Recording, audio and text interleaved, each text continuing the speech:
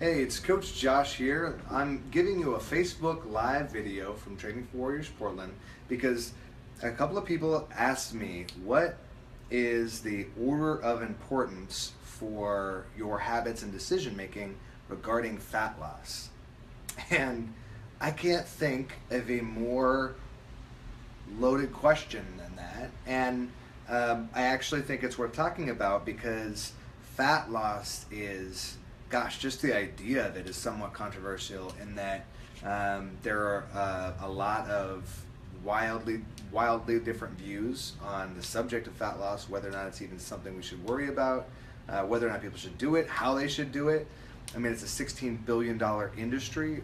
Fat loss is the the purpose for so much training and for so many supplements and for so many ways of life and eating and lifestyle adjustments. It's a giant glob of stuff. And since what we do here at Training for Warriors is to build muscle, burn fat, and feel good, I figured it would be worth a shot.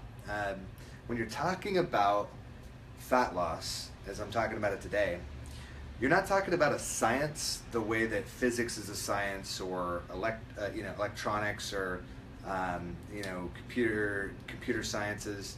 It's a pseudoscience. I mean, there's data points, and there is some understanding of the variables, but most of the time when you're talking to people about nutrition or fat loss, you're talking about a religious belief that somebody has. They have faith in something that they call data and studies and logic, and they're trusting to something that feels right for them. Because that's what I'm doing. I'm studying this, studying nutrition, studying training, studying these things for the long term, and I buy into pedagogy or teaching styles that fit my values. I buy into philosophies that suit me, and I bring a lot to this conversation regardless of the data. So I pick and choose the teachers that I like to listen to based on how I think. So what follows is not Training for Warriors philosophy, but Joshua Christopher Sabra's philosophy on fat loss. And this is a highly specific conversation that I'm having globally. So each person may treat this process differently based on who they are and where they're at in their life at this moment. So without anything in front of me, all things being equal, which they never are, I'm going to take you through my ideas on fat loss. And the question that I begin with when you walk in here into the dojo, or when I ever meet somebody, is, what is your goal? Is your goal to look good tomorrow? Is your goal to look good at the end of the week? Is your goal to look good at this date for a temporary objective? It's a photo shoot, it's a wedding, it's a reunion. If your goal is to get to a certain point by any means necessary, then this will not help you, and this is not what this is designed for. This is not what my practice is about, and this isn't what I coach. So there are other experts that do those things, these radical transformations and these short-term turnarounds. That is not the basis for this philosophy. This is a way of life. Everything we do in here is a way of life. So, what's your goal? If your goal is a rapid and short-term benefit, then this doesn't apply to you. That being said, if your goal is to, over the long run, live a long and healthy life and be happy and have fun and be strong, fast, and really good looking, okay, now we are talking about the same thing. Something you do for a long time. It becomes a lifestyle. I would say, what are your priorities? And as a coach, my priorities are, first, to do no harm to the person that I'm working with, either mentally or physically. So I won't prescribe anything that I think will hurt them, anything that will be painful, or anything that will put them in a place where they feel at risk. And the second thing I want to do is, first, do no harm. The second thing I want to do is empower somebody. So the things that I teach and coach, I want them to feel more ownership, be able to make better decisions, and be more confident in the things that they do and think, on an ongoing basis. So I want to not hurt them, make them more powerful and confident when making choices and decisions for themselves. So I want to be simplifying things. I don't want to be making it more complex. And I want them to become successful at creating new habits and creating results very quickly. So I want to give people things that they can use very quickly to get momentum and create success. So my priorities: not hurting them, empowering them, making successful people quickly. There's a quote that I rehash often when it comes to life changes it all. And it is, first you create your habits, then your habits create you. I'm forgetting the author of that quote, but now that's mine because of the internet. So you have to lay down the groundwork and a framework for the habits that you want to adopt in your life, and then let the habit change you. Because the habits that you're creating with your fitness and lifestyle, they will reshape your brain and your body, because we are dynamic creatures. So I'm not making, the avocado doesn't change me, the habit of eating avocados changes me. So we're teaching habits here. Now, in order of importance, with the priorities in line, with your goals in mind, what do? Here's what I would say. Assuming you're sleeping 6 to 8 hours, you're a normal person, and you're training up to 4 times per week. This is a regular sort of middle of the bell curve sort of prediction. That you're sleeping and working out, you should, all things being equal, eat between 0.8 grams per pound of body weight all the way up to 1 gram of protein per pound of body weight. That's basically what I recommend. Remember, we're not bodybuilding. I'm not trying to create ultra lean competitors of any kind. I'm trying to create strong, healthy, athletic people. That's where you want to get to. And so what this ends up being is about 20 to 25, maybe 30 grams of protein per meal for a woman.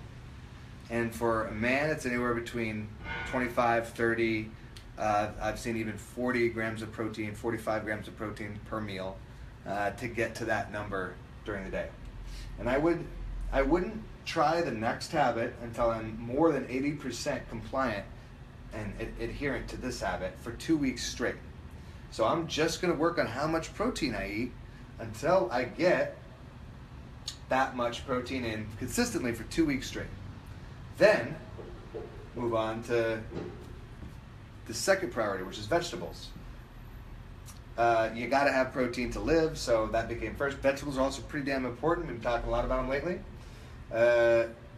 I would start with cruciferous vegetables, and I would then add in greens, and then try to get as many colors as I can. And I'm looking to start at 3 or 4 servings a day of vegetables and go all the way up to 9 or 10 servings of vegetables a day. Oh my God, that's a lot of chow. You're eating a lot of veggies. That's okay. Cruciferous first, then greens, and then colors. My opinions: insulin sensitivity, phytonutrients for your brain, cancer prevention. I mean, the list is long and nearly infinite on the value of veggies, but boom. And again, I wouldn't move on to the next thing until I'm 80% compliant. Fats. Huge for the brain health, huge for metabolism. They're involved in, fats are important. The rule of fats is about a third of your calories, and about a third of your fat calories should be saturated, a third should be polyunsaturated, and a third should be monounsaturated. And we'll provide links to some details and all this stuff because it's a huge topic, and but I'll give you lists of veggies and fats and protein and how you can get all that in other videos too. But a third from every category of fat and a third of your calories from fat. And then wait till you're 80% compliant. This is weeks now. Like if you're fast, this is already a month and a half into your program.